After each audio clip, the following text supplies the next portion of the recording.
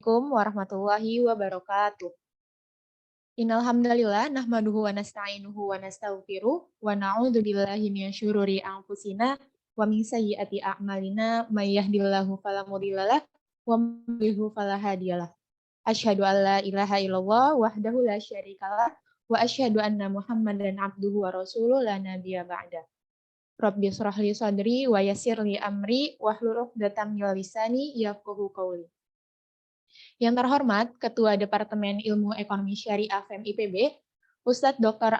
Asep Nurhalim LC MPDI, yang kami hormati Sekretaris Departemen Eksyar IPB, Ibu Dr. Laili Dwi Arsyanti, Bapak Ibu dosen dan tenaga pendidik, serta teman-teman sekalian yang saya banggakan.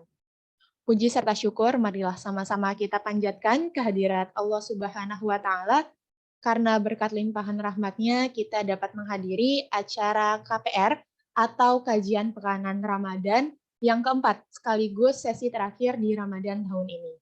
Sholawat beriring salam tak lupa tercurahkan kepada junjungan alam, yakni baginda Nabi besar Muhammad SAW, kepada keluarganya, para sahabatnya, dan kita sebagai pengikut beliau, semoga mendapatkan syafaat di yaumil qiyamah kelak. Tak kenal maka tak sayang, perkenalkan hadirin sekalian, nama saya Puput Meli Gusainova, mahasiswi Ilmu Ekonomi Syariah angkatan 58.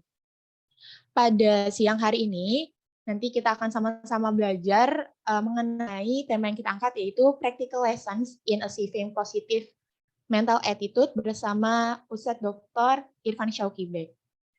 Lanjut saja, untuk menambah keberkahan kita pada siang hari ini, marilah sama-sama kita mengucap basmalah. Bismillahirrahmanirrahim. Untuk acara yang pertama, yaitu akan ada sambutan yang akan disampaikan oleh Ustadz Dr. Asep Nurhalim. Kepada Ustadz Asep, dipersilakan.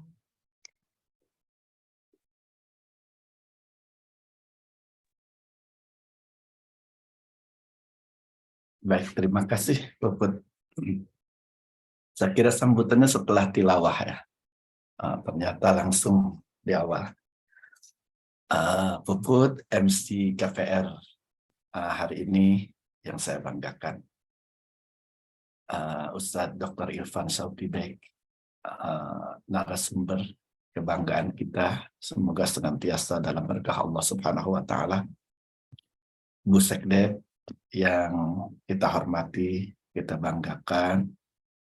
Para kolega dosen, khususnya Departemen Ilmu Ekonomi Syariah, yang banyak hadir, bahkan ada peserta terjauh nih teman-teman dari Malaysia, Bu Tita. Bu Tita, damang Bu Tita. Kayaknya wajib buka kamera sebentar aja Bu Tita nih. Banyak yang kangen sama Bu Tita. Ada. Masya Allah. Damang Bu Punten Tita. ini udah rapat juga sekalian. Kayaknya beda kalau di Malaysia Bu Tita ya. Hatur nuhun sudah berkenan hadir juga Bu Tita. Ustadz Irfan ternyata sambil dalam perjalanan teman-teman, beliau tuh tadi masih di kendaraan. Fi amanillah Ustadz Irfan.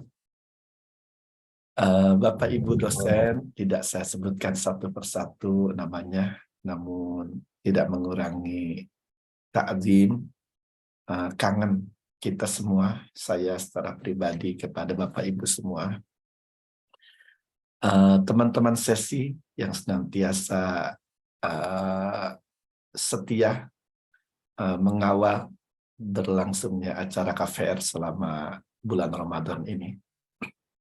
Teman-teman mahasiswa, mahasiswi Departemen Ilmu Ekonomi Syariah yang selalu kami banggakan, para tendik, dan biasanya juga hadir wali mahasiswa ya. Juga hadirin hadirat yang saya hormati. Wah, ada Dr. Sony Trison juga dari Pahutan. Jadi Jeng Sumping, Dr. Sony. Ya, Wahayyikum bitahiyatin islamiyah. Assalamualaikum warahmatullahi wabarakatuh. Alhamdulillah, sallallahu ala rasulillah, wa ala alihi wa sahbihi wa walah, wala hawla wala quwwata illa billah. Saya baru kelihatan Muhammad Rizky Rafif, maaf nih, ketua sesi kita. Ayo diworo-woro teman-teman, ini KPR Pamungkas, Mas Rafif. KPR Pamungkas dengan tema yang sangat menarik, lebih menarik lagi narasumbernya. Ya, temanya sangat menarik lagi narasumbernya. Pelajaran praktis untuk mencapai sikap mental positif. Kayaknya bahasa eksarnya husnudzon ya, Puput Meli ya. Ya Ustadz, seperti Melatih itu. sikap husnudzon. Wah, ini pas di KPR Pamungkas ya. Untuk harapannya bisa memastikan kita berhasil mengikuti tarbiyah di bulan Ramadan ini. Puasa ini berpengaruh pada mental kita, berpengaruh pada karakter kita, cara berpikir kita. Mental positif ini atau husnuzon ini, teman-teman, hadirin, hadirat sekalian, ini yang menentukan bahagia, ceria, sukses kita. Orang sampai air mukanya kelihatan tuh, tergantung husnudzon atau tidaknya. Kan orang yang husnudzon mah selalu bisa tersenyum, selalu punya alasan untuk bahagia. Bahkan di saat lelah pun dia masih ada punya alasan. Selelah apapun, kalau lillah tetap penuh berkah dan membuat hidup berbahagia. Jadi ini tema yang sangat menarik dan pelajaran praktis. Jadi kita akan mendapati dari lapangan pengalaman Ustadz Irfan nanti disampaikan kepada kita semua. Semoga kita mendapatkan ilmu yang bermanfaat, ilmu yang akan menambah bekalan kita dalam perjuangan hadir untuk bangsa, untuk negara tercinta dengan kemanfaatan terbaik. Kita semua sangat berterima kasih kepada Ustadz Irfan Syauqi di tengah-tengah kesibukan beliau. Jadi beliau itu muda usianya ya, tapi kesibukannya wah kayak orang yang sudah, kalau bahasa Arab syekh ya, sudah kesibukan beliau luar biasa. Kemarin habis buka puasa bersama dengan departemen, lanjut ke Jakarta untuk mengisi kajian, dan begitu hari-hari beliau. Kita doakan Ustadz Irfan semoga senantiasa sehat, afiat, berlimpah berkah, berfaedah, dan kita semua bisa menuntut mendapatkan curahan ilmu yang bermanfaat dari beliau. Teman-teman sekalian, jamaah, selamat mengikuti KPR Pamungkas siang hari ini. Semoga Allah memberkahi. Wallahul muwaffiq ila aqwamit thoriq. Wassalamualaikum warahmatullahi wabarakatuh. Waalaikumsalam warahmatullahi wabarakatuh. Terima kasih kepada Ustadz Asep atas sambutannya. Masya Allah ya, bahwa tadi yang disampaikan Ustadz Asep, bahwa setiap orang tuh punya alasan untuk tersenyum dan bahagia gitu. Semoga kita semua yang hadir pada kesempatan kali ini selalu bahagia, apalagi di momen-momen menuju hari raya ini. Baik, acara selanjutnya yaitu akan ada penyampaian materi oleh Ustadz Dr. Irfan Syauqi. Kepada beliau disilakan. Ya, Assalamualaikum. Waalaikumsalam warahmatullahi wabarakatuh. Langsung? Ya, silakan Ustadz. Baik. Bismillahirrahmanirrahim. Assalamualaikum warahmatullahi wabarakatuh. Waalaikumsalam warahmatullahi wabarakatuh. Alhamdulillah. Alhamdulillahillazi arsala rasulahu bil huda wa dinil haq yuzhirahu ala dini kullihi wa kafa billahi syahida. Asyhadu an la ilaha illallah wahdahu la syarikalah wa asyhadu anna Muhammadan abduhu wa rasuluhu la nabiyya ba'da amma ba'd. Ya, sama-sama kita hormati dan kita muliakan guru kita semua, Ketua Departemen Ilmu Ekonomi Syariah, Al-Ustaz Dr. Asep Nur Halim.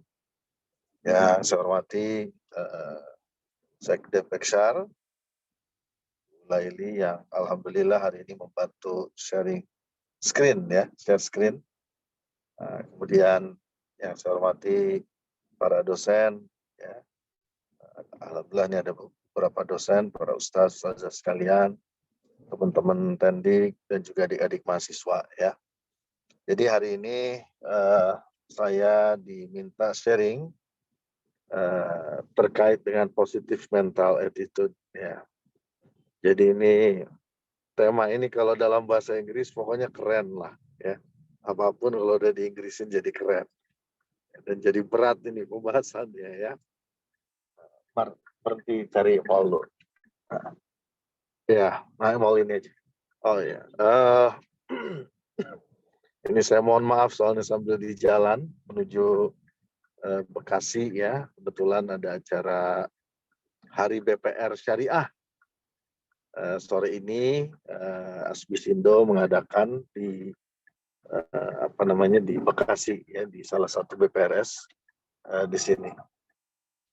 Dan insya Allah mudah-mudahan tidak mengurangi kekhidmatan diskusi kita ya di jam yang menurut saya ini jam yang sangat berat ini challenge-nya ya. Pada Jumat di bulan Ramadan.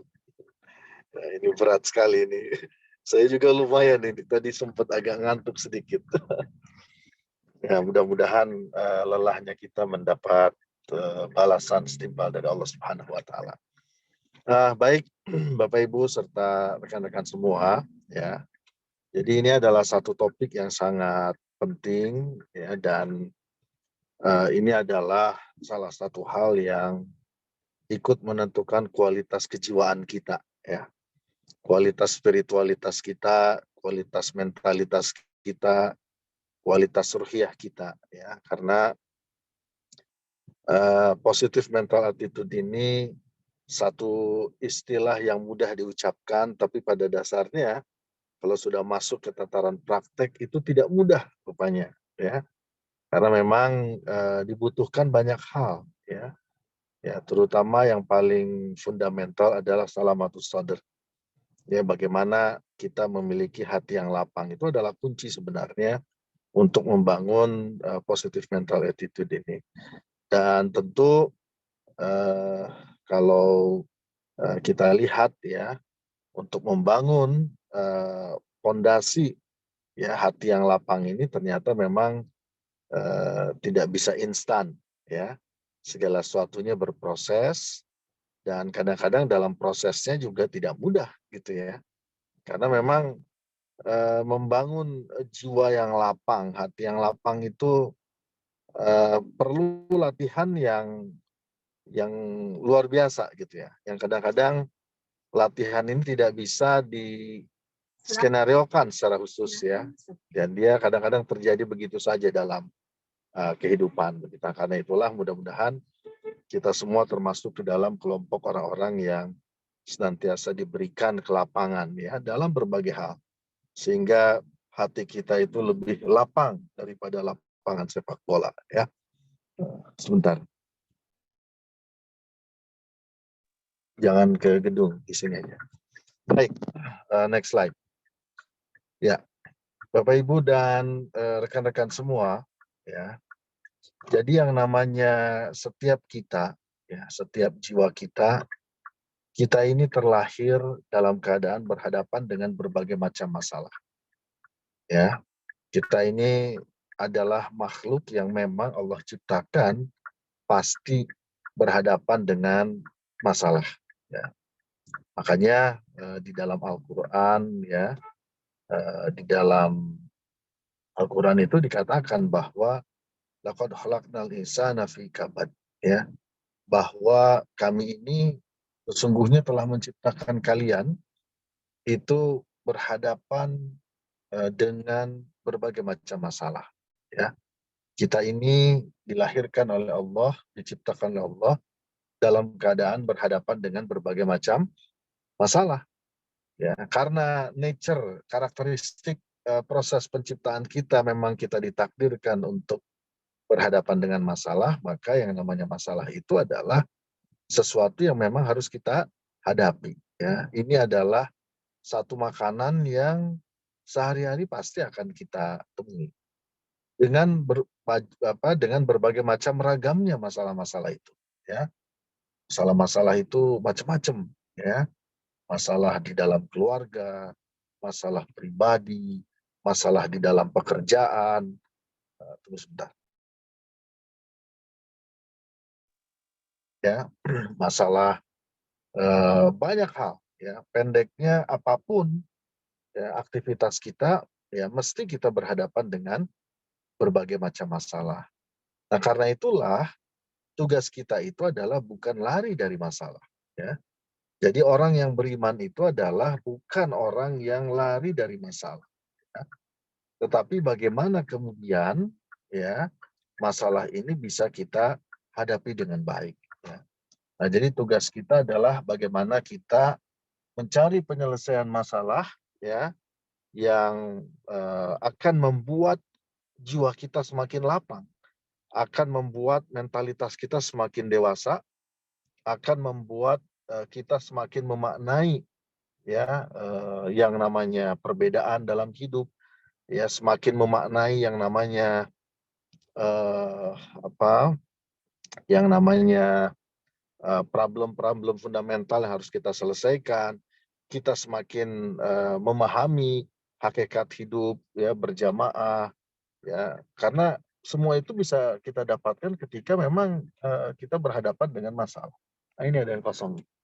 Satu. Oke, maaf ini sambil cari parkiran. Nah, jadi seperti itu ya. Nah, karena itulah dalam merespon masalah ini apa yang harus kita lakukan? Next slide ya. Nah, jadi bagaimana kita merespon ya? Bagaimana kita merespon terhadap setiap problem ya yang kita hadapi. Nah, kemampuan merespon itulah yang nantinya akan membentuk karakteristik kita ya. Jadi syakhsiah kita, kepribadian kita ya, itu akan dibentuk berdasarkan ya salah satunya adalah cara kita merespon setiap masalah yang kita hadapi. Ya, the way we respond the situation itulah yang nanti akan mendefinisikan siapa kita. Ya. Kualitas seorang pemimpin akan terlihat ya dalam hal merespon setiap persoalan. Ya, kualitas seorang dosen, kualitas seorang mahasiswa. Nah, itu akan dilihat dari bagaimana dia merespon situasi yang ada. Ya. Makanya ini menjadi hal yang sangat penting. Ya.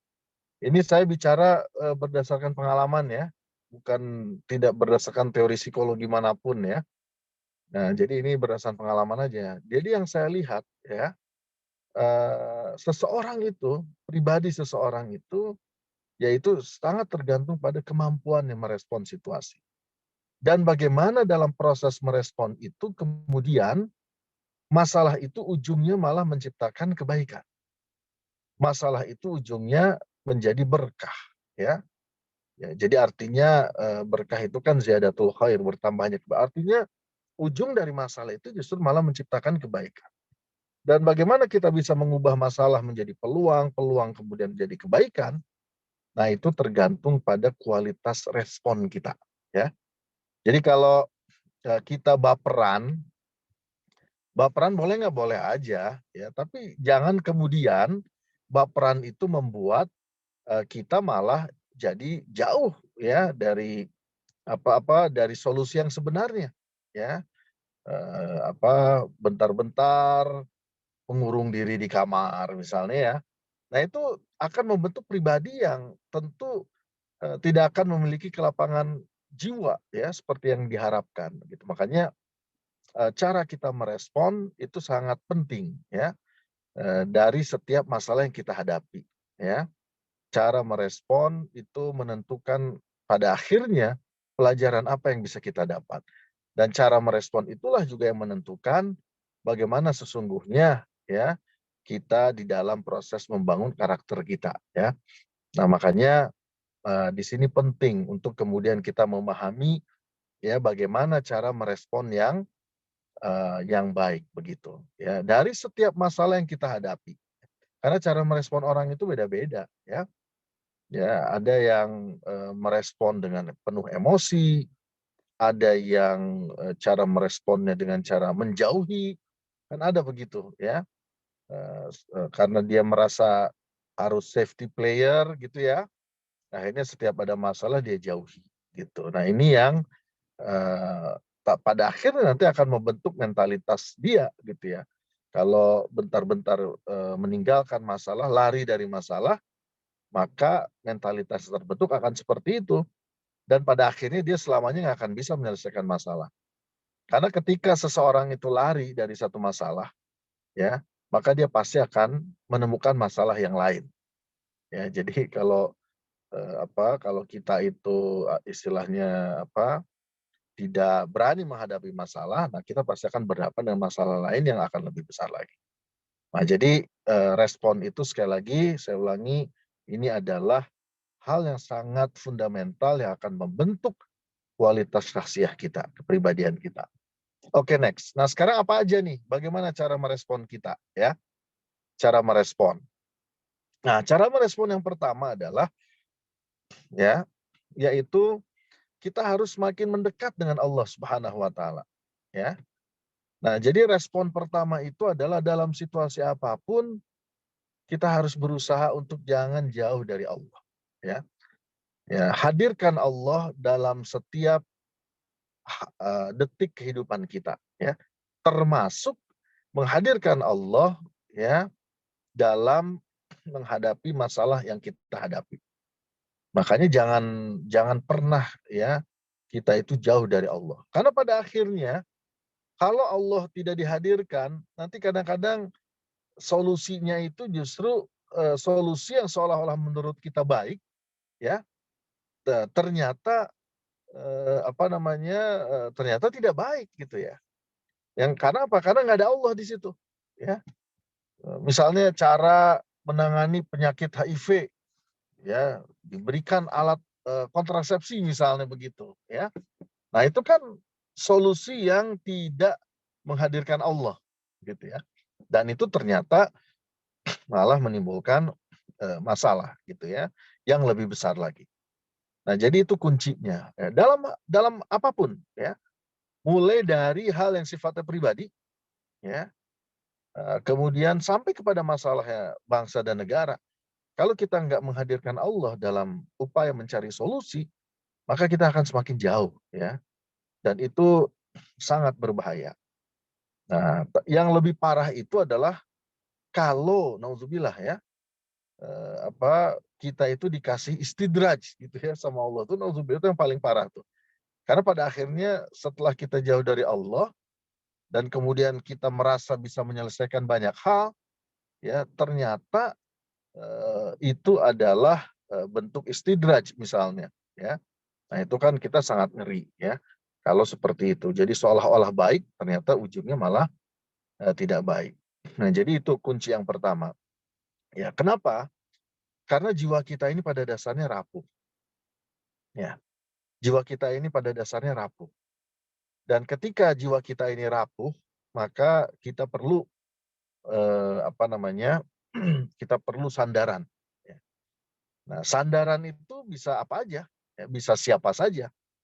Ya, kita bisa bersandar pada pasangan kita. Kalau yang jomblo bersandar pada dinding, ya, karena nggak ada pasangan ya. Jadi bersandarnya pada dinding nih. Pembawa acara udah nikah belum? Pembawa acara kita nih.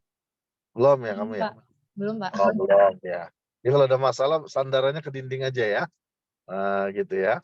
Atau sandarannya di tepi ini tempat tidur ya bersandar. Karena setiap yang lemah yang rapuh itu dia perlu sandaran. ya. Dan kita bisa bersandar pada apapun. Kita bisa bersandar pada siapapun. Makanya di situ orang-orang sandarannya bisa macam-macam. Ada yang sandarannya ke hal yang sifatnya klinik, misalnya begitu ya. Ya, karena dia mencari sesuatu sebagai sandaran, ya. Ada yang bersandar kepada kekuatan tertentu, ya. Ada yang bersandar kepada teman, ada yang bersandar kepada orang tua, ya. Ada yang bersandar ke kolega kelompok politiknya, macam-macam. Kenapa? Karena pada akhirnya kita itu ya rapuh, gitu. Kita itu lemah, kita itu perlu sandaran. Dan di sini yang kita harus yakin bahwa sandaran terkuat itu adalah Allah Subhanahu wa Ta'ala, ya. Dan itu kita bisa lihat ya, kisah orang-orang hebat itu semuanya adalah mereka sandarannya adalah sandaran kepada Tuhannya, kepada Rabb-nya, kepada Allah Subhanahu wa Ta'ala, ya. Itulah sandaran terkuat yang kadang-kadang membuat hal-hal seolah-olah sesuatu yang nggak mungkin jadi mungkin, begitu ya. Nah itu, jadi kalau bersandar itu memang harus kepada yang maha kuat, ya. Bersandar itu harus kepada yang terkuat. Nah, cara merespon setiap masalah itu, kalau sandaran utamanya adalah Allah Subhanahu wa Ta'ala, maka ini adalah pintu pertama yang akan membuka banyak hal, ya. Nah, jadi begitu. Makanya kalau ya dari pengalaman saya nggak seberapa ya, ya saya merasakan betul ya ketika kita dalam situasi apapun ya, ya sandaran kita harus ke Allah gitu ya. Karena disitulah nanti kita akan menemukan kekuatan, akan menemukan power ya, akan menemukan semangat, akan menemukan motivasi, spirit begitu ya. Nah, jadi itu yang menurut saya menjadi hal yang sangat penting ya. Jadi jangan tinggalkan Allah, ya, apalagi Allah Subhanahu wa Ta'ala juga sudah meminta, wa idza salaka ibadi anni fa inni qarib ujibu da'watad da'i idza da'an falyastajibu li wal yu'minu bi, ila akhir ayat. Jadi begitu. Nah, itu kan di antara ayat yang memang kita diberi, dan ketika kita menyandarkan kepada Allah itu membuktikan bahwa kita memang Abdullah. Apa bukti bahwa kita ini hamba Allah? Kita butuh sama Allah. Ya, kita bukan orang yang sombong, yang tidak perlu kepada Allah, gitu. Ya. Nah, jadi ini yang pertama, ya, yang paling mendasar, paling fundamental. Nah, kemudian berikutnya, next. Nah, yang berikutnya, ya, ketika kita sudah menjadikan Allah sebagai sandaran, ya, maka yang berikutnya adalah kita harus punya keyakinan, ya, keyakinan bahwa setiap masalah itu pasti memiliki jalan keluar. Ya, jadi pertama sandarannya harus kuat sama Allah. Nah, kalau sudah kuat sama Allah sandarannya, berarti kan tingkat ketergantungan kita sama Allah itu udah sangat luar biasa kuat ya. Nah, pada saat itu maka kita harus yakin, apa itu keyakinan kita? Bahwa setiap masalah pasti ada solusi. Kalau Allah menciptakan kita dalam keadaan berhadapan dengan berbagai macam masalah, pasti ada solusi. Nah, bagaimana solusi itu? Ternyata solusi itu ada yang harus direncanakan, dan ada yang solusi itu lahir secara tiba-tiba tanpa perencanaan. Ya. Nah, solusi yang memerlukan perencanaan banyak gitu ya. Misalnya bagaimana kita menghadapi ya masalah ketidakpastian ekonomi. Nah, bagaimana tuh? Nah, kita harus buat perencanaan. Ya, kita harus mengoptimalkan semua resources, kebijakan ekonomi kita harus menjamin keadilan, ya, akses pembiayaan bagi segmen UMKM harus diperkuat, misalnya begitu. Nah, itu adalah plan, ya, solution. Jadi harus ada ikhtiarnya, ya. Dan kita diperintahkan untuk ikhtiar yang optimal, ya. Dan ikhtiar yang optimal itu ya harus itqon, ihsan, berbuat yang terbaik. Ya, berbuat yang terbaik itu artinya kita betul-betul ya dalam situasi apapun memberikan yang terbaik. Ya, dalam situasi apapun. Bahkan termasuk dalam situasi terzolimi. Ya, misalnya kita dizolimi nih sama orang lain gitu ya. Ya, tapi apakah itu akan membuat kita terus kemudian jadi hasut, dengki gitu kan, nggak usah ya, biasa aja. Tapi ya, terus saja berikan yang terbaik gitu ya dalam situasi apapun ya, bahkan dalam situasi terzolimi sekalipun ya. Nah, kenapa? Karena kita yakin pasti ada solusi ya dari semua situasi yang kita hadapi. Kita dizolimi nanti juga karena ada solusi jalan keluarnya ya, begitu. Jadi itu yang harus menjadi satu keyakinan. Makanya kita harus mempersembahkan yang terbaik ya. Ya, misalnya kita dekat sama orang tua nih, orang tua sudah meninggal. Nah, terus gimana yang terbaik jalan keluarnya, solusinya? Ya, solusinya kita harus terus berbakti sampai kitanya meninggal. Makanya konsep berbakti itu harus kita luruskan ya. Berbakti itu bukan sampai orang tua meninggal, berbakti itu sampai kita yang meninggal ya. Nah, makanya cara berbakti setelah meninggal gimana selain mendoakan? Perbanyak wakaf ya. Wakaf uang atas nama orang tua. Itu akan memberikan pahala yang abadi. Begitu ya. Nah, intinya kita harus ikhtiar. Ya, ketika misalnya mau jadi komisaris misalnya perusahaan, itu harus ngerti manajemen resiko. Gimana cara ikhtiarnya? Kita ikut pelatihannya, kita ikut sertifikasinya, ya. Jadi mau nggak mau tuh ikut. Nah, itu adalah plan solution. Ya, jadi every problem itu, ya, setiap challenge, tantangan itu memerlukan solusi dan kita harus mendesain ya solusi itu sendiri dan ikhtiar yang optimal ya. Nah, karena sandaran kita Allah, maka dalam proses ikhtiarnya jangan lupa berdoa kepada Allah. Nah, tapi, nah ini ada tapinya, bahwa ternyata dalam hidup ini kadang-kadang banyak hal yang tidak direncanakan. Ya, makanya di dalam Al-Quran kan Allah sering memberikan makhraja, ya, jalan keluar, ya, jalan keluar. Nah, jadi jalan keluar yang tidak pernah diprediksikan, yang nggak pernah terbayangkan bahwa ini akan menjadi jalan keluar. Ya, nah ini kebetulan ada Mbak Tita nih ya, dari Malaysia nih. Nah, itu kalau sudah menikah ya Mbak Tita, itu kadang-kadang seru tuh ya, lagi kuliah di luar negeri, sudah menikah. Nah, itu kadang-kadang banyak tuh tantangannya ya. Saya dengan istri ya sering tuh menghadapi atau mendapatkan jalan keluar yang di luar dugaan semua. Ya, lagi kosong ya, biasa kan namanya lagi studi kan, kadang-kadang situasinya tiba-tiba ada kebutuhan-kebutuhan misalnya. Nah, ternyata jalan keluarnya itu kita udah mentok tuh ya, udah mentok, tapi kemudian Allah tunjukkan tuh jalan keluarnya. Gimana caranya? Nah, akhirnya saya disuruh apa? Ngajar anak diplomat WHO waktu itu, ya, ngajarin mikro makroekonomi, ya, ngajarin. Jadi kayak begitu. Jadi yang akhirnya dari situ pendapatannya bisa menutup sampai setahun 2 tahun gitu kebutuhan, ya, termasuk SPP. Jadi sangat luar biasa.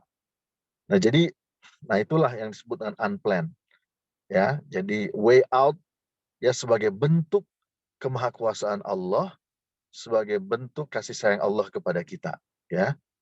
Ya, sama kayak kita lihat kisah Sa'i ya, misalnya kan, itu kan Siti Hajar berlari ke sana sini, ternyata air zam-zamnya ketemunya di apa istilahnya di tempat yang lain dekat situ, misalnya seperti itu ya.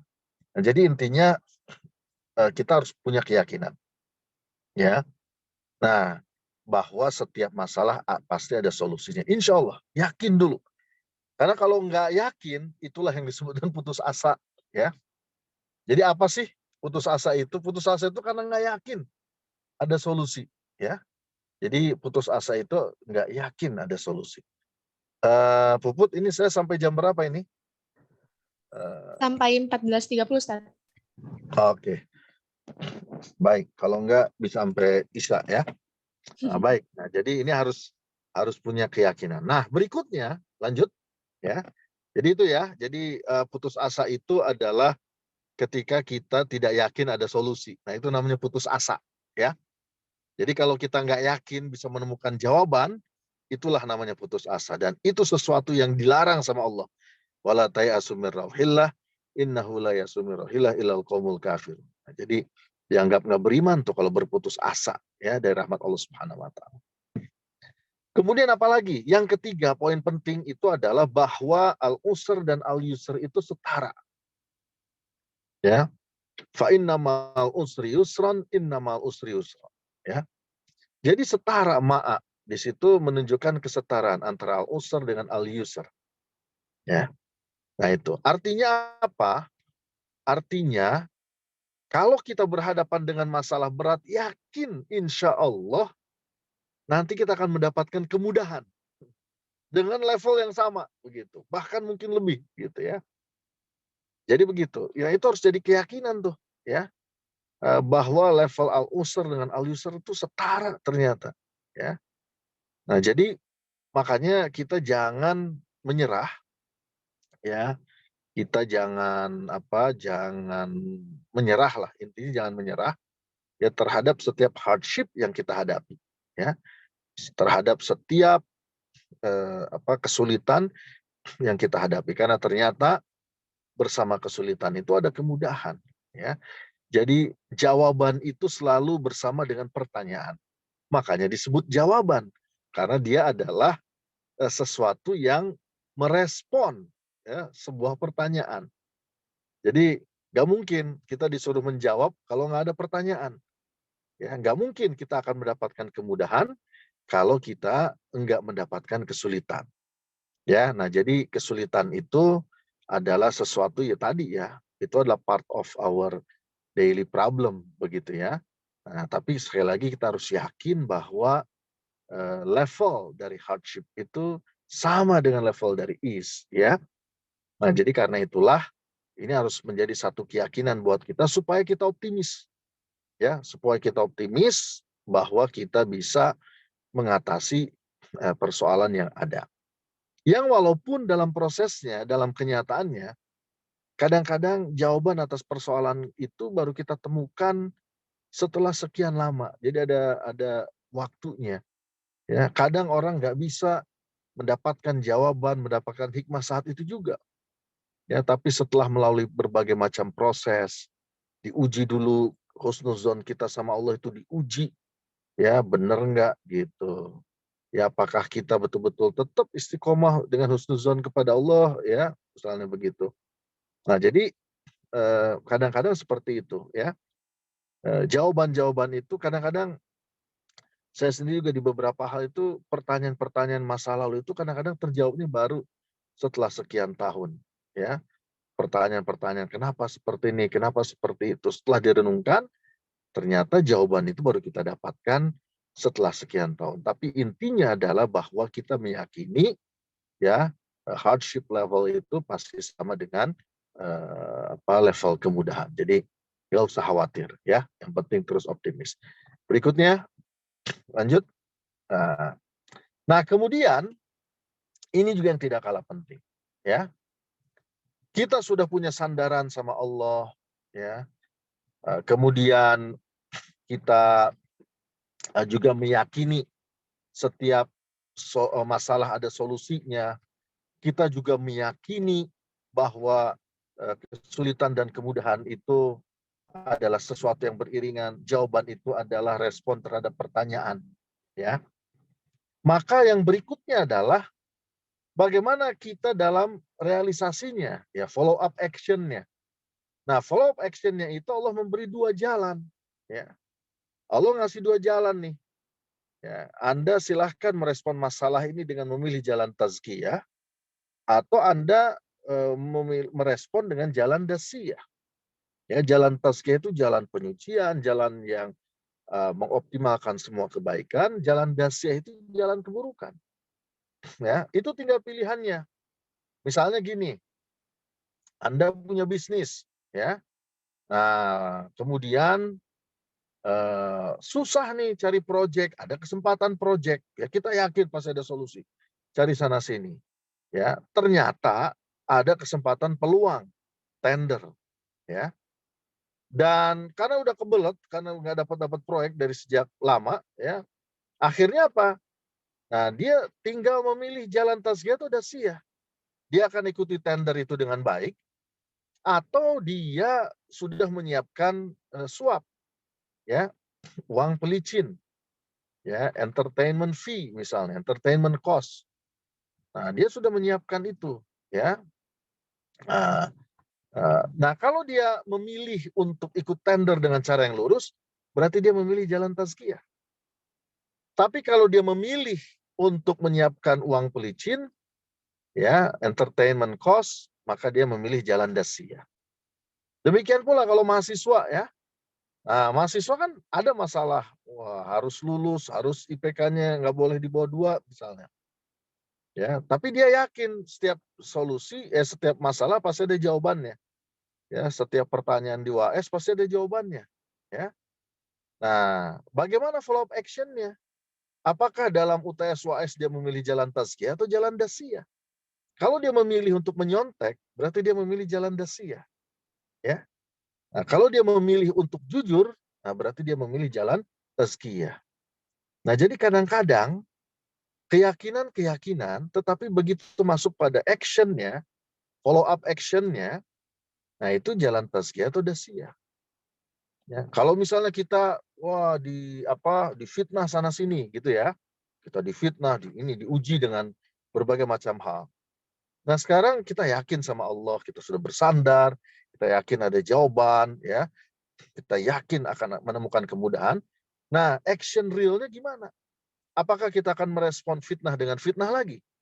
Kalau kita merespon fitnah dengan fitnah lagi, itulah jalan dasiyah. Ya, tapi kalau kita merespon fitnah dengan senyuman, dengan doa, ya, yang penting kita udah nggak pedulilah orang mau gimana, pokoknya bismillah kita nggak melakukan seperti apa yang dituduhkan. Nah, itu berarti kita memilih jalan tazkiyah. Ya, jadi makanya penting nih di sini ya, solusi itu, keyakinan itu, kemudian bagaimana realisasinya. Jalan follow up action-nya tuh apa yang mau kita pilih? Jalan tazkiyah atau jalan dasiyah? Kalau kita memilih jalan tazkiyah, memang berat gitu ya. Tapi insya Allah dengan senyuman kita, dengan kebesaran jiwa itu akan terlatih ya. Yang namanya salamatus sadar, yang namanya kelapangan hati, kebesaran jiwa itu akan terlatih ketika kita memilih jalan tazkiyah. Tapi kalau kita memilih jalan dasiyah, yang ada itu bukan kelapangan hati, yang ada hati menjadi semakin sempit. Bawaannya makin gak enak terus gitu ya. Bawaannya curiga terus gitu. Akhirnya termakan energi dan bisa sakit begitu ya. Makanya kalau orang-orang yang memilih jalan dasiyah itu ya begitu, ya. Dia tidak akan istilahnya nggak tega ya, pokoknya dia tegaan lah untuk melakukan hal-hal yang buruk, ya. Kenapa? Karena dia menganggap solusinya adalah seperti itu, ya. Solusinya harus begitu. Nah itu, makanya follow up action itu adalah memilih mana jalan tazkiyah, mana jalan dasiyah, ya. Nah, jadi ini yang menurut saya menjadi hal yang sangat penting. Dan terakhir, next, ya, yang berikutnya, yang terakhir adalah kalau kita sudah memutuskan jalan tazkiyah, dan memang wajib kita harus jalan tazkiyah ya, jangan sampai awas nih, ya, apalagi mahasiswa eksyar memilih jalan dasiyah, ya. Jadi makanya nih yang nyontek-nyontek, nah itu jalan dasiyah, ya. Nah, kalau kita sudah memutuskan ya istiqomah dengan jalan tazkiyah, maka yang berikutnya adalah fokus pada solusi. Fokus saja, ya. Sambil kita berserah diri kepada Allah, ya. Ya. Nah, jadi seperti itu, dan gak usah peduli bagaimana orang berpikir tentang kita. Kalau setiap pikiran orang tentang kita respon, capek kita hidup ini, ya. Biarkan saja. Nanti waktu yang akan menjawab, fakta yang akan membuktikan, sejarah nanti akan merekam. Ya, merekam semuanya, ya. pasti. Ya, kalau kebenaran hari ini ditutupin, pada akhirnya nanti akan terbuka. Karena nature-nya kebenaran, dia akan selalu mencari jalan. Dia akan selalu mencari jalan yang kemudian terungkap. Ya, kebenaran itu nggak pernah diem loh. Ya, jadi hati-hati tuh, jangan sampai kita menjadi kelompok yang menutup kebenaran. Karena pada akhirnya kebenaran itu akan mencari jalannya sendiri, dan kebenaran itu yang kemudian dia akan mengungkapkan ya nanti. Makanya tidak bisa orang menyembunyikan ya yang namanya kebenaran itu. Ya. Jadi yang namanya kebenaran itu nggak bisa disembunyikan. Ya. Kebenaran itu cepat atau lambat dia akan pasti terungkap, karena kebenaran itu seperti arus air yang tidak tertahan. Orang boleh membuatkan jalan panjang buat kebenaran itu muncul. Ya, orang akan boleh membuat jalan, tapi kebenaran dia akan terus. Kalau ditahan, dia akan terus tekanan. Air itu kan kalau air mengalir, ditahan, dia akan terus memberikan tekanan, memberi pressure. Ya, dia akan mencari ruang-ruang, ya, ruang-ruang untuk kemudian muncul. Ya, nanti pada akhirnya akan seperti itu. Ya, makanya jangan sampai kita termasuk ke dalam kelompok orang yang berusaha untuk menyembunyikan kebenaran, karena pada akhirnya kebenaran itu akan mencari jalannya sendiri. Nah, karena itulah kalau kita sudah memilih jalan tazkiyah, maka fokuslah ya pada solusi, fokuslah kepada upaya-upaya mencari jawaban tadi, dan yakinlah ya bahwa Allah Subhanahu wa taala cepat atau lambat ya itu akan menurunkan rahmat dan pertolongannya kepada kita ya.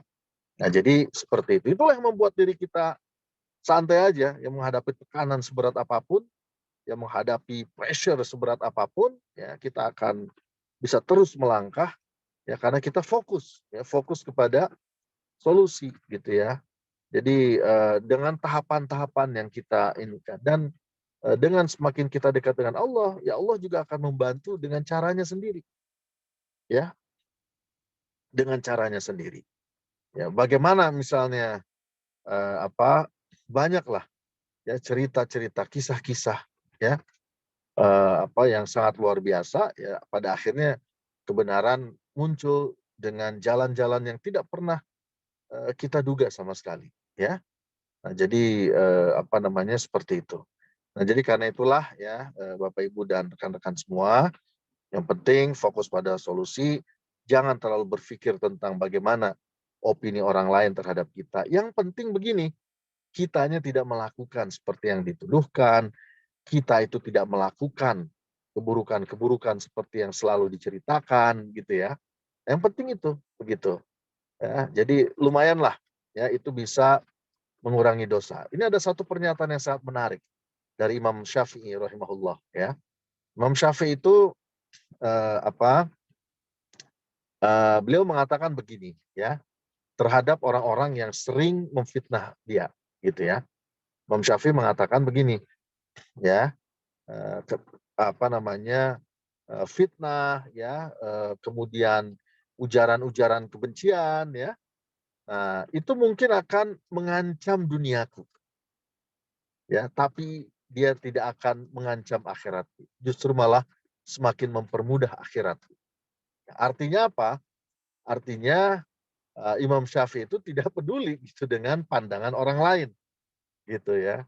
Ya, mungkin dunianya terancam, ya, mungkin terancam dunia. Artinya kalau udah bicara dunia, ya bicara pangkat, jabatan, bicara kekayaan, bicara apapun atribut-atribut keduniaan yang ada, gitu ya.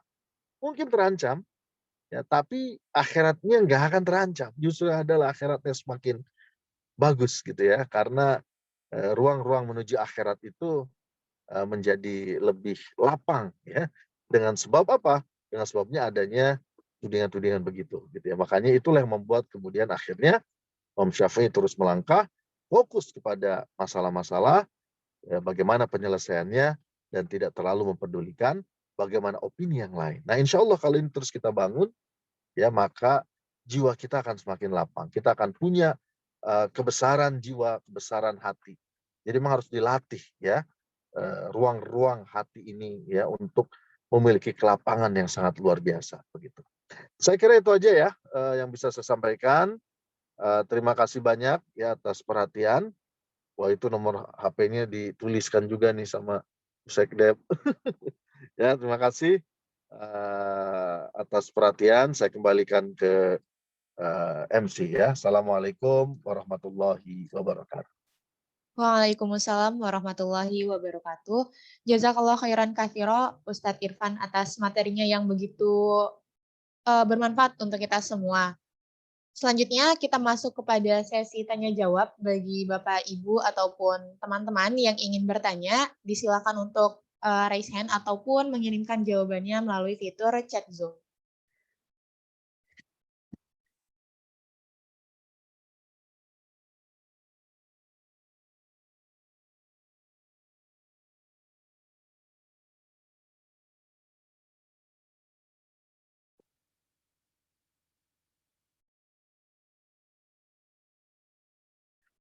Kayaknya udah pada paham ini. Mungkin apakah sudah jelas semua nih Bapak Ibu dan teman-teman atas materinya? Kalau di seminaris suka ada pembahas ya. Mungkin Ustadz Asep bisa menjadi pembahas.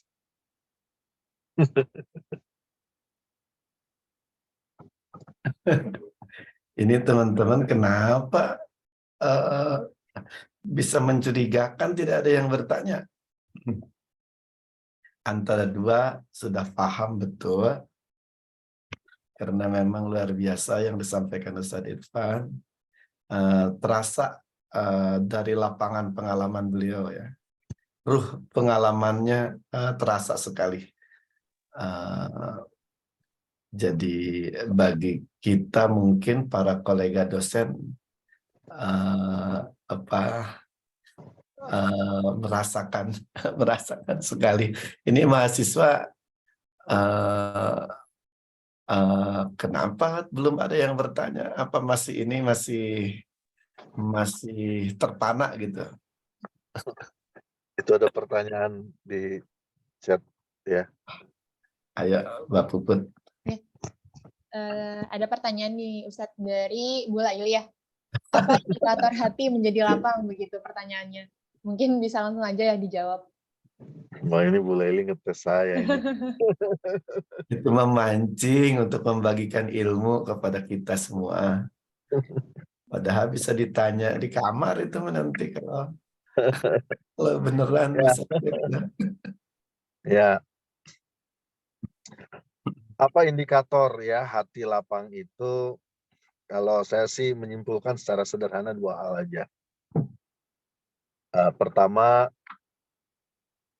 itu ya, batu. Ada dua hal ya. Pertama adalah husnuzon kepada Allah sangat kuat. Yang kedua, suuzon kepada makhluk itu minimalis lah. Ya, ya kalau bisa sih tidak ada gitu ya. Jadi hati yang lapang itu buat saya seperti itu. Ketika kita semakin yakin ya dengan Allah, dan kemudian ketika pada akhirnya kita nggak memiliki kebencian ya kepada pribadi ya. Yang kita tidak setuju adalah perilaku ya. Nah, jadi kita bedakan tuh antara membenci perilaku dengan membenci pribadi begitu. Dan akan kelihatan kok orang yang membenci itu dengan yang membenci perilakunya tapi tidak membenci pribadinya akan kelihatan beda dengan orang yang membenci pribadi. Ya. Nah, jadi itu akan kelihatan, akan terasa dan akan kelihatan juga pada behaviornya, perilakunya. Nah, jadi karena itulah kalau buat saya secara sederhana begitu ya. Itu indikatornya. Artinya apa? Kenapa ini menjadi penting? Karena husnuzon kepada Allah itu yang akan membuat hati kita tenang ya. Ya, karena kan Allah itu sandaran kita. Nah, jadi kalau kita husnuzon sama Allah, itu justru yang membuat hati itu tenang gitu ya. Yang akan membuat hati itu lapang. Ya, jadi lapangnya itu karena kita yakin dengan Allah. Karena nggak ada kelapangan hati kalau tanpa disertai dengan keyakinan kepada Allah. Nah, demikian pula ya, buruk sangka itu bisa menghabiskan energi. Ya. Nah, karena itu menjadi pintu terhadap berbagai macam penyakit. Penyakit rohani, penyakit jasmani.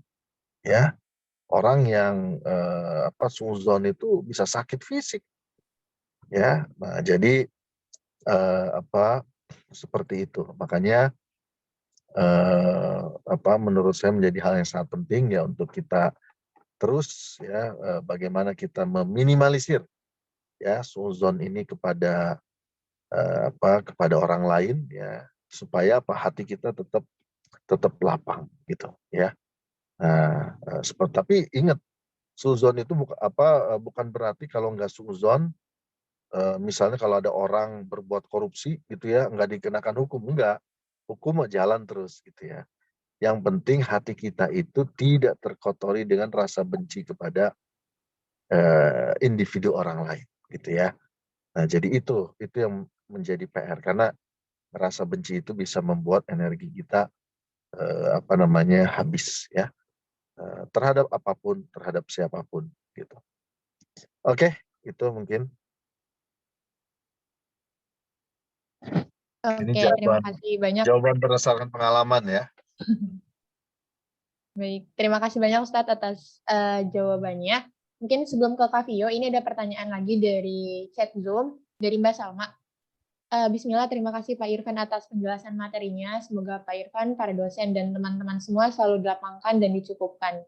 Saya izin bertanya Pak Irfan, bagaimanakah cara kita mencari circle pertemanan biar kita selalu positif dalam menghadapi kehidupan dan dapat mendekatkan diri pada Allah Ta'ala?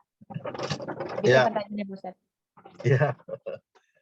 Memang kalau mencari circle pertemanan itu pertama tempat nyarinya dulu ya Salma. Ya, apa kabar nih Salma? Sehat ya? Baik Bapak, Assalamualaikum. Waalaikumsalam warahmatullahi wabarakatuh. Kamu dialami ya sekarang ya? Iya Pak, di hijrahnya Pak sekarang. Oh ya, bagus. Nah jadi kalau mau cari circle pertemanan yang positif, pertama tempat nyarinya di mana ya? Kalau nyarinya di tempat-tempat baik, insya Allah ketemu yang baik ya.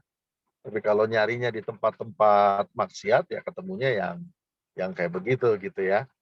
Dan kita juga sering melihat fenomena konflik-konflik ya antar kelompok itu kan gara-gara circle pertemanannya yang memang tadi ya ketemunya di tempat-tempat yang penuh dengan kemaksiatan. Nah jadi yang pertama itu. Nah kemudian yang kedua ya dalam circle pertemanan itu bisa kita yang mencari dan bisa orang lain nanti yang mendekat.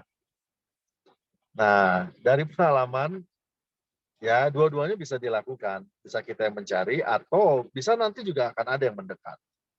Nah, maksudnya gimana? Nah, supaya mendekat maka kitanya harus jadi penggerak kebaikan. Nah, jadi Salma ini harus jadi penggerak kebaikan di kantor misalnya ya. Jadi penggerak pengajian, jadi penggerak setiap bulan ngeluarin zakat, jadi penggerak supaya orang pada mau berinfak ya. Nah, biasanya kalau tidak jadi penggerak nanti akan muncul, akan masuk ya teman-teman yang dia punya visi yang sama dan merasa nyaman dengan kita. Ya. Nah, disitulah mereka akan datang kepada kita. Nah, itulah yang kadang-kadang kalau dalam bahasa kerennya itulah komunitas hari ini kan banyak ya. Komunitas-komunitas itu kan digerakkan oleh satu aktivitas yang pada akhirnya semua saling mendekat. Magnetnya itu kerasa, akhirnya menarik semuanya gitu ya. Nah jadi begitu, makanya kita itu harus jadi penggerak-penggerak kebaikan. Karena nanti apapun yang kita lakukan, itu magnet itu akan nempel sama kita. Kalau yang kita lakukan adalah kebaikan, maka nanti teman-teman yang punya niat baik yang akan nempel sama kita. Tapi kalau kita punya niat buruk, ya pikiran kita selalu didasarkan kepada keburukan, pengkhianatan gitu ya, nanti akan dekat sama kita adalah teman-teman yang begitu. Nah, jadi ya ini bisa dibuktikan lah tesisnya ya. Tapi itulah yang saya lihat dan saya rasakan selama ini gitu ya. Dan saya perhatikan tadi ya magnetnya ini, magnet kitanya, magnet hati kitanya gitu ya. Makanya saya baru paham kenapa dalam Islam kan kita diajarkan bahwa orang baik nanti akan kumpul dengan sesama orang baik, orang yang buruk juga akan kumpul. Karena memang frekuensi hatinya nggak bisa bohong. Magnetnya itu nggak bisa bohong, ya nggak bisa salah. Nah makanya tugas kita adalah kita terus memantaskan diri, nanti insya Allah gitu ya, akan ada teman-teman yang akan juga bersama kita. Nah, atau yang berikutnya kita yang aktif mencari, tapi nyarinya harus di tempat yang baik ya, jangan nyari di tempat yang tidak baik. Nah jadi seperti itu. Dan yang terakhir ya, jangan lupa saling mendoakan ya. Jadi saling mendoakan satu dengan yang lain. Kita itu jangan bakhil dalam mendoakan.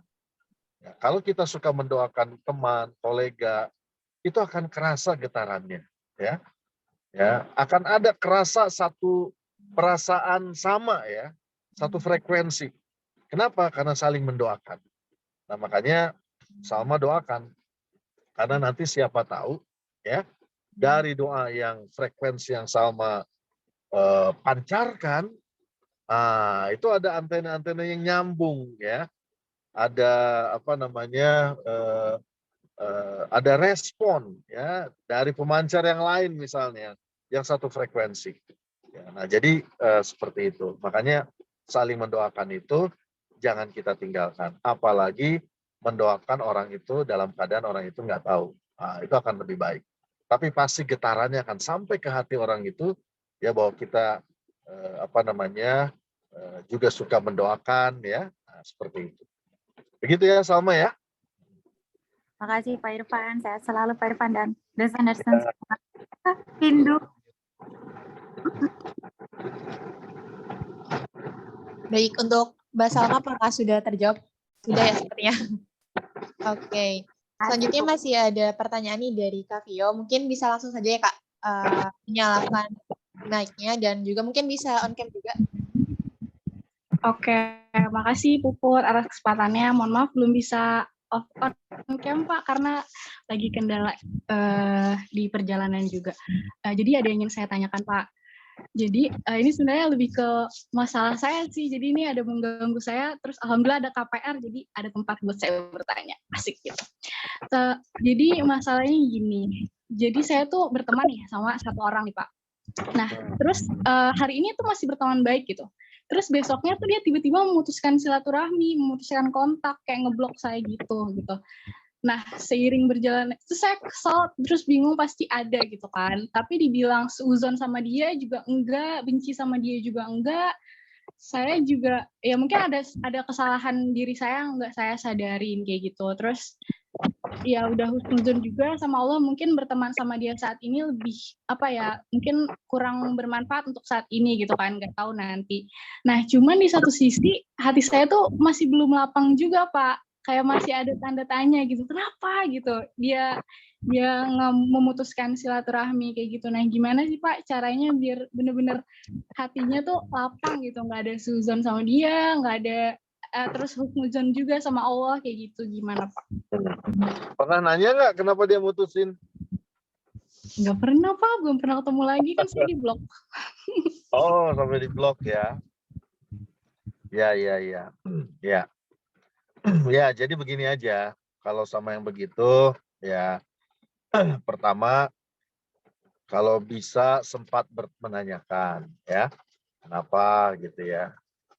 Kalau misalnya di blok WA, coba lewat email atau lewat inbox di Instagram, Twitter misalnya, atau Facebook misalnya begitu ya, lewat medsos. Kalau semua akses di blok ya sudah. Yang penting gini ya, Vio doain aja dia, gitu aja. Doain dia supaya dia selalu dalam kebaikan ya. Nah jadi kalau cara darat nggak bisa, cara langit lah ya. Cara darat nggak bisa, ya pakai cara langit. Nah, cara langitnya gimana? Doain aja. Ya. Makin sebel, ya kita doain aja. Ya, insya Allah. Pokoknya yang penting kita berusaha berbuat baik gitu ya. Nah yang penting jangan sampai kita yang memutuskan tali silaturahmi kita gitu ya. Jadi jangan sampai kitanya yang melakukan itu. Ya, jadi jangan sampai pakai dalilnya ini ya, Man lucika luciko, man koreta kurito, licik licikan deui, koret koretan deui. Nah, itu kamu ngerti nggak bahasa apa itu ya? Nah, itu bahasa Jerman ya. Jadi jangan sampai kita membalas-balas yang kayak begitu dengan satu keburukan dengan keburukan ya. Selama memang tidak ada hal yang fundamental ya. Selama tidak ada hal fundamental yang sangat signifikan gitu ya. Misalnya dia memutuskan ini karena dia misalnya murtad terus memerangi secara fisik, nah itu kan fundamental, lain cerita ya. Itu pun juga kita diperintahkan untuk tetap berbuat baik ya. Jadi artinya apalagi ini masih satu iman ya, mungkin ini adalah persoalan ya, saya nggak tahu persoalannya seberapa ini ya. Nah, tapi yang penting adalah dari kitanya saja ya, kita jangan istilahnya menaruh kebencian. Dan kalau hati kita ngerasa sesek gitu ya, banyak aja baca istighfar. Setiap kali nyesek, baca lagi istighfar ya. Terus doain dia, gitu aja. Setiap nyesek lagi nih, kesel tiba-tiba ya. Ini nggak dibalas-balas, saya diblok terus. Udah aja baca istighfar. Pilih sama kamu istighfarnya. Mau istighfar yang biasa, standar, astagfirullahaladzim. Atau istighfarnya Nabi Yunus, juga boleh ya. Astagfirullahaladzim, la ilaha illa anta subhanaka inni kuntu minaz zalimin. Atau mau Sayyidul Istighfar, nah itu silahkan ya. Jadi begitu semakin sekati, nah itu tadi kita kembalikan ke rules number 1 yang tadi saya jelaskan. Ya, aturan pertama kita adalah kita kembalikan ke Allah. Ya, Allah jadi sandaran. Allah yang Maha tahu. Dan jangan lupa soal hati itu adalah hak prerogatif Allah. Ya, makanya kita kan selalu berdoa ya Allah ya muqallibal qulub, tsabbit qulubana ya ala dinik gitu ya. Dekatkan hati kami kepada agamamu, dekatkan hati kami kepada ajaranmu begitu ya. Kenapa? Karena masalah hati itu masalah hak prerogatif Allah Subhanahu wa taala.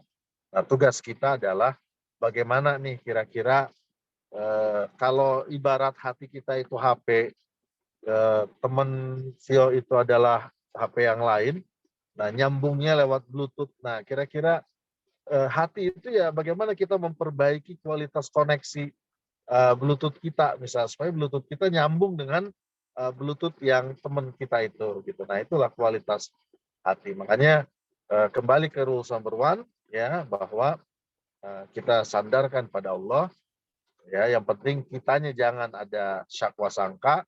Ya, kalau setiap segala bentuk suuzon itu harus kita kendalikan, dan kemudian kita banyak berdoa ya kepada Allah, minta supaya diberikan jalan keluar yang terbaik, yang paling maslahat ya. Mungkin nanti suatu saat akan kembali pertemanan itu, mungkin tidak sekarang, mungkin tidak 3 tahun lagi, siapa tahu nanti ketemu 10 tahun lagi ya. Jadi begitu. Wallahu a'lam. Baik, terima kasih Ustadz atas jawabannya kepada Kak Fiot ya. Apakah sudah terjawab, Kak? Iya, Masya Allah Pak. Makasih banyak ya Pak. Ya, sama-sama. Oke, selanjutnya masih ada pertanyaan nih Pak dari chat Zoom, dari Kak Syafika. Terima kasih Bapak atas kajian materi yang sudah disampaikan. Saya izin bertanya Pak, saya pernah mendengar term seperti ini. Kalau gagal terus-terusan, jangan sampai bodoh, tinggalkan, dan lupakan. Nah, bagaimana pendapat Bapak mengenai kalimat tersebut? Hatur nuhun Pak Irfan. Ya, ya tentu ya kalau kita misalnya gagal ya, pertama begini ya, yang diperintahkan oleh kita itu adalah kita mencari hikmah dari setiap kegagalan ya, yang kita anggap satu kegagalan gitu. Nah, kita harus melakukan introspeksi gitu ya. Kenapa kok kita nggak bisa ya seperti ini? Kenapa kinerja kita kok seperti ini? Kenapa upaya yang kita lakukan ternyata mentok ya, tidak sesuai dengan target, misalnya begitu. Nah, kita sebagai orang yang beriman itu ya, kita diperintahkan untuk melakukan muhasabah. Jadi muhasabah itu adalah adalah satu upaya kita untuk melakukan introspeksi ya, untuk memahami ya mengenai problem yang kita hadapi ya. Nah, dan kemudian kita mencoba mengambil hikmah pelajaran dari situ. Nah, baru dari situ kemudian kita carikan jalan keluar gitu ya. Dan jangan lupa, nah ini yang saya selalu tekankan, jangan lupa untuk istikharah terus setiap malam. Istikharah itu nggak cuma cari jodoh aja ya. Nah, istikharah pada semua hal. Istikharah itu termasuk pada ini ya, pada semua aktivitas kehidupan kita. Jadi kalau misalnya ini ya, kan sekarang kita dilatih nih sahur ya. Ya mungkin sekarang sedang itikaf ya malam. Nah, usahakan selain sholat malam ya tahajud, coba sholat istikharah juga gitu ya. Nah, istikharah supaya minta sama Allah diberikan petunjuk. Ya, diberikan petunjuk sehingga akhirnya kita memilih sesuatu itu ya memang yang paling maslahat untuk diri kita. Nah, jadi begitu. Kita selalu minta yang paling maslahat, pilihan paling maslahat dalam kehidupan ini. Apa itu maslahat? Kan di mikro udah diajarin ya. Di pelajaran mikro, maslahat itu konsep yang yang terdiri atas 2 dimensi, manfaat dan berkah. Berkah itu ziyadatul khair, bertambahnya kebaikan. Artinya pilihan yang memberi manfaat dan pilihan yang membuat kita terus-menerus bisa berada pada pusaran kebaikan. Gitu ya, makanya istikharah. Istikharah itu penting gitu ya. Dan lakukan aja tiap malam gitu ya. Jadi nanti Allah akan berikan ini, sehingga ketika kita memutuskan tinggalkan ini ya itu adalah memang didasarkan kepada petunjuk dari Allah gitu ya. Allah membimbing kita ya, dan dalam banyak hal dalam kehidupan ini ya pilihan-pilihan itu banyak gitu ya. Dan pilihan-pilihan itu harus kita harus kita mintakan sama Allah gitu ya. Mana pilihan yang terbaik, yang paling maslahat ya. Nah, ketika ya pengalaman saya dulu ya waktu dulu pas mau selesai S1 ya. Itu sudah sudah mau sekolah tuh ke Amerika ya. Tapi terus ada 9/11. Nah, akhirnya nggak jadi ya, jadinya malah ke Pakistan gitu ya. Nah, apakah kita ngerasa gagal? Ya enggak. Karena setelah istikharah ternyata kok ini nyaman, hati kita tenang. Oh ternyata alhamdulillah. Justru karena saya ke Pakistan, jadi saya belajar benar tentang ekonomi Islam. Begitu ya. Belajar sama beberapa first generation ya, tokoh-tokoh generasi pertama ekonomi Islam. Gitu. Nah, jadi makanya pokoknya terus istikharah, minta sama Allah diberikan yang terbaik ya, maka nanti pasti kita akan ketemu jalan yang terbaik gitu. Sehingga kalaupun kita berpindah ya, nah itu pilihannya itu kepindahannya itu adalah baik begitu. Nah, yang penting tadi proses introspeksi. Jadi yang jangan itu adalah gagal terus, introspeksi kagak gitu ya. Istikharah kagak. Akhirnya dia main pergi aja. Nah, itu nggak jelas itu namanya ya.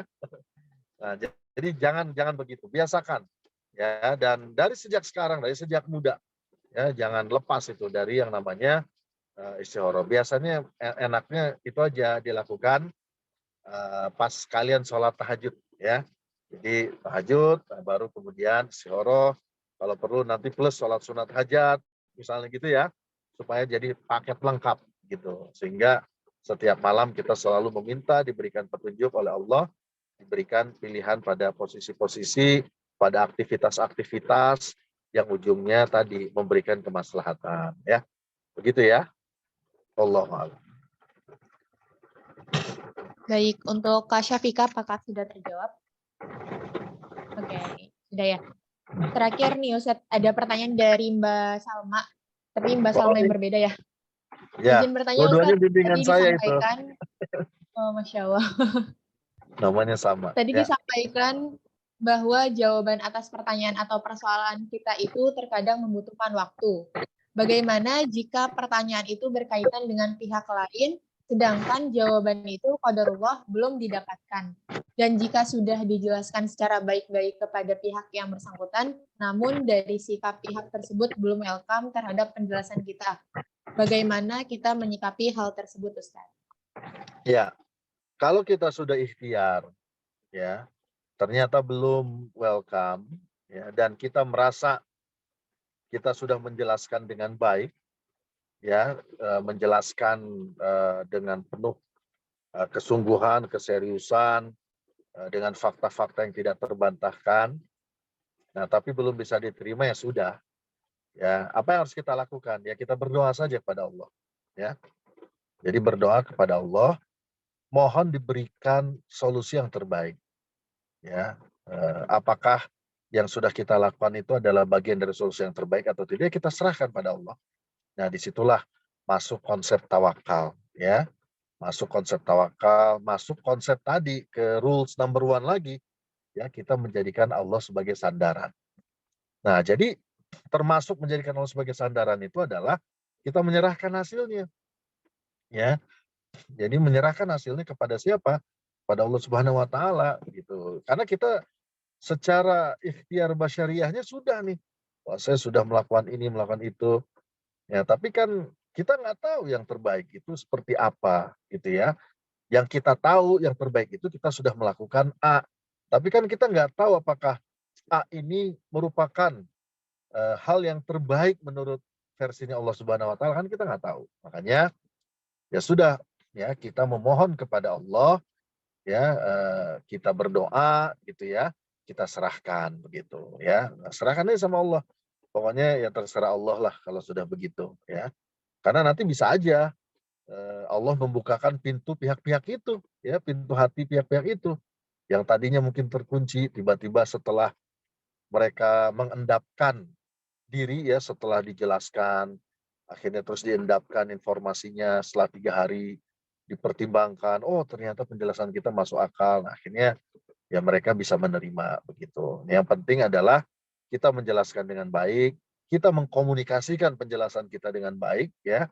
Karena kadang-kadang masalahnya juga di kita juga, cara kita mengkomunikasikan itu kadang-kadang juga kurang tepat. Nah, makanya bagaimana cara berkomunikasi, nah itu juga terus kita perbaiki. Tapi kalau itu semua sudah kita lakukan dan kita sudah merasa ini adalah optimal, ya, tapi belum welcome, ya sudah, kita serahkan sama Allah Subhanahu wa taala. Ya itulah, kita serahkan bagaimana pilihan terbaik. Yang penting adalah kitanya jangan mengotori tawakal itu dengan sesuatu yang buruk. Maksudnya gimana? Kalau kita sudah bertawakal, sudah tawakal, jangan ada suudzon. Sudah tawakal, jangan ada kebencian.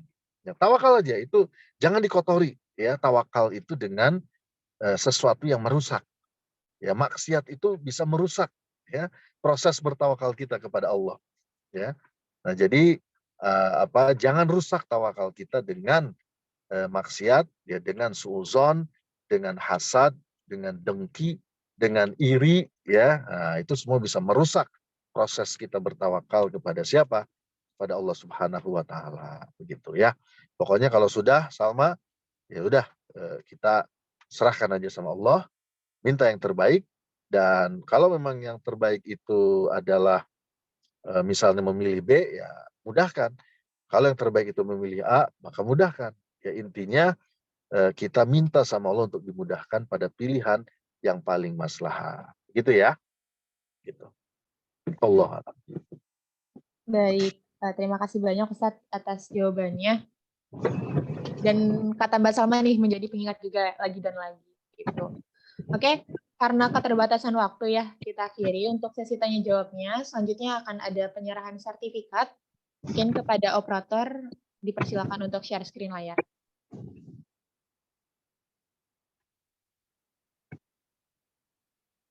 Baik, ini ada sertifikat ya Pak Irfan, mungkin agar sekiranya berkenan untuk menerima.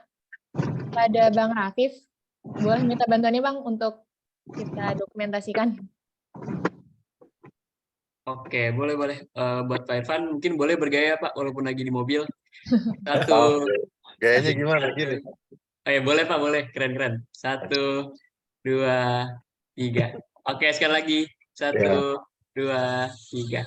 Baik, Ini terima kayak kasih. standar ya. Iya, Di mobil dikembalikan di ke MC. mobil kayaknya gini. Oke. Selanjutnya nggak lengkap ya rasanya kalau kita nggak mengabadikan momen ini. Jadi kepada seluruh hadirin yang ada di Zoom, mungkin yang tidak berhalangan ya, boleh untuk mengaktifkan kameranya. Kita berdokumentasi dulu bersama.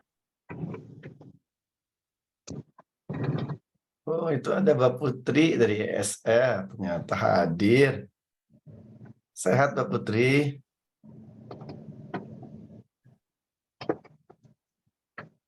Wah, banyak ternyata. Oke, mungkin apakah ada lagi yang ingin on cam? Mungkin cukup ya Bang Rafif, bisa dipandu untuk screenshot-nya. Oh, Rapid nggak muncul, nggak buka kamera Rapid. Bang Rafif bisa on cam nih. Oke. Ini nih, ada Pak. Ayo dong, teman-teman disuruh buka kameranya. Malu Pak, rambutnya baru. Mau Oke. apain rambut? Dipotong Pak, kepanjangan dimarahin sama orang tua. Iya.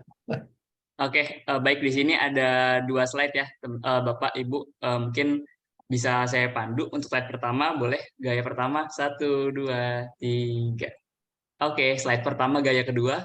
1, 2, 3.